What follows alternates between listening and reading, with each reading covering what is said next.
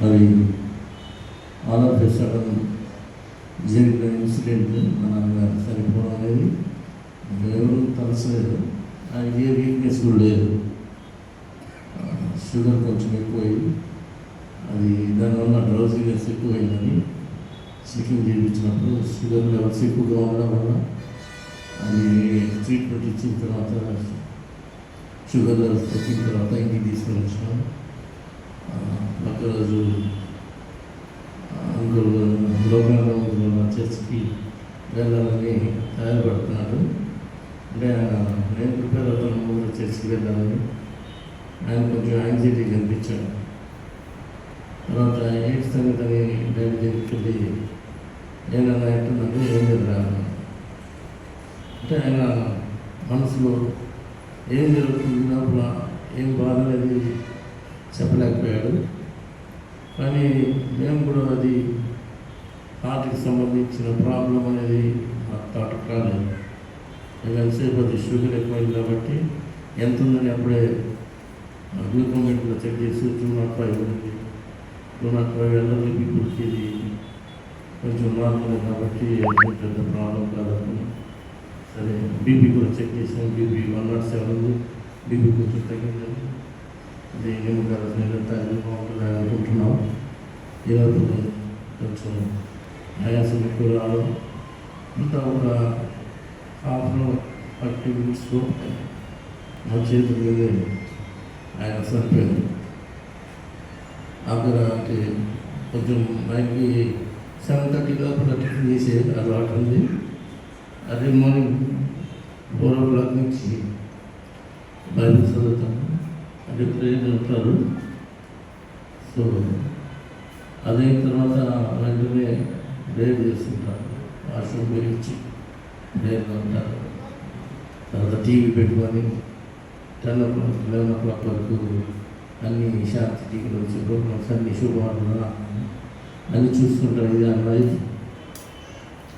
అని ఆయన ప్రతి కుటుంబాన్ని మా ఇండియన్ ఫ్యామిలీస్లో ప్రతి ఒక్క కుటుంబాన్ని కట్టాడు. మమ్మల్ని కూడా నిలబెట్టాడు. ఎవరికి ఆయనకి ఎవరు శత్రువులు లేరు. అందరూ ఆయన ప్రేమించేవాడు. ఈ విషయంలో నేను ఆలోచించినప్పుడు మా నాన్న నాకు నేర్పించింది ఏంటంటే ఒక మాట చెప్పేవాడు, చేతను ఎంత సహాయం చేయి, అవతల ఇబ్బంది పెట్టడం.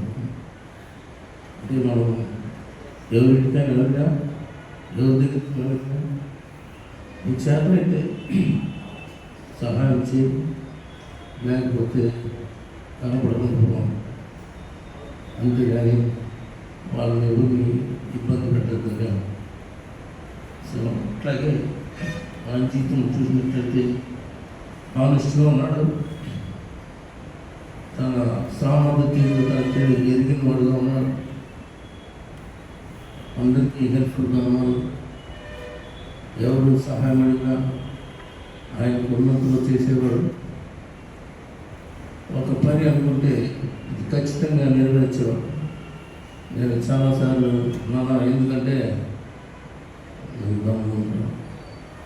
నేను మాట ఇచ్చేది చేస్తాను, మాట ఇస్తే ఖచ్చితంగా నెరవేరుస్తాను. తర్వాత ఇంకో మాట్లాడేవాడు, మీరు ఎవరు భయపడకండి, దేవుడు నాకు ఎన్ని రోజులు ఆయన గ్రంథంలో రాసినాడో అన్ని రోజులు నేను ఖచ్చితంగా బతుకుతాను. ఈ లోపల నన్ను కూడా చంపలేడు.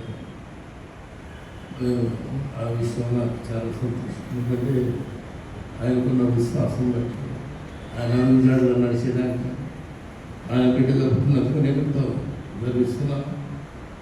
చర్యలు కానీ పనులు, చిన్న బిడ్డలు కానీ పెద్దనాన్న బిడ్డలు కానీ బంధువులందరూ కూడా అమ్మ కుటుంబాలు కానీ నాన్న కుటుంబాలు కానీ అందరూ ఎంతో ప్రేమ కలిగినారు.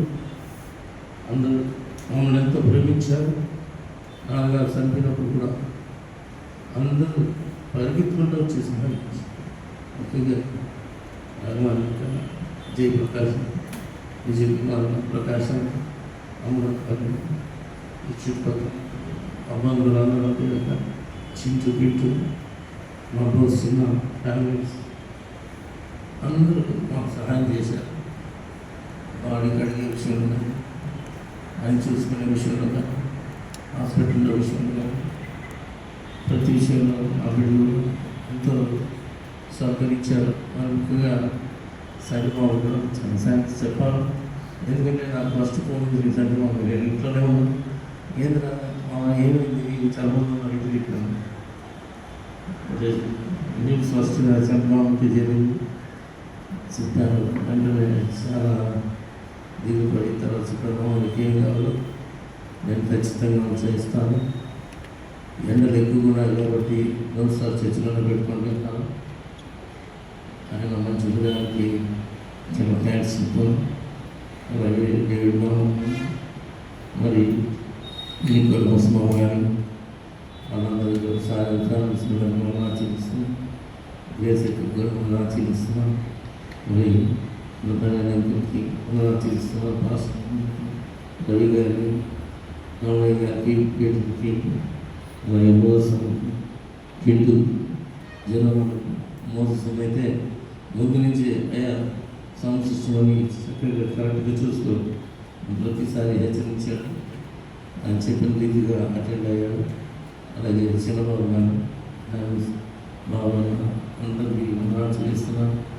నేను ఎక్కువ సమయం తీసుకోవడం లేదు. వచ్చిన పాస్టర్లందరికీ, సింగర్స్ అందరికీ, నన్ను ప్రేమించి వచ్చిన మ్యూజిషియన్స్ అందరికీ, ఇంకా వాళ్ళు Johnny team, living waters team చక్కగా పడారు.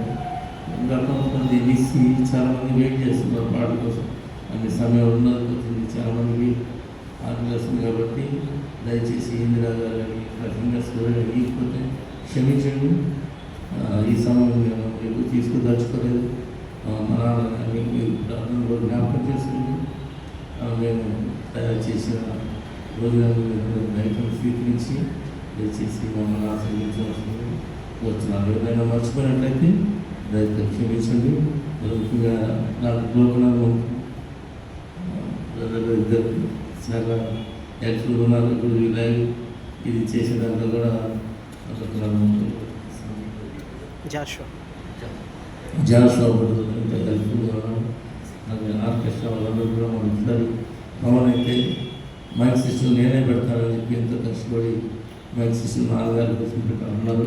అంతేకాక ఇక్కడ ఉన్న ఈ ఫోటో ఫ్రేమ్ ఎత్తిరాజు ఆయన సొంతంగా తనే పెయింట్ వేసి ఆర్ట్తో ఆ ఫోటో ప్రత్యేకంగా చేశారు. అది ఆయన గిఫ్ట్గా నా కోసం మా కుటుంబానికి ఇవ్వడం అనేది గొప్ప విషయం. ఆయన కూడా థ్యాంక్స్ చెప్తున్నాను. కాబట్టి మీ అందరికీ వందనాలు చెప్తున్నాను. వాళ్ళ కోసం భోజనం రెడీ ఉంది.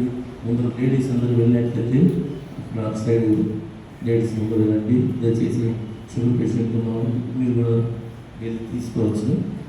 కొంచెం యూత్ కూడా కొంచెం వెయిట్ చేయడం ప్రార్థిస్తున్నాను.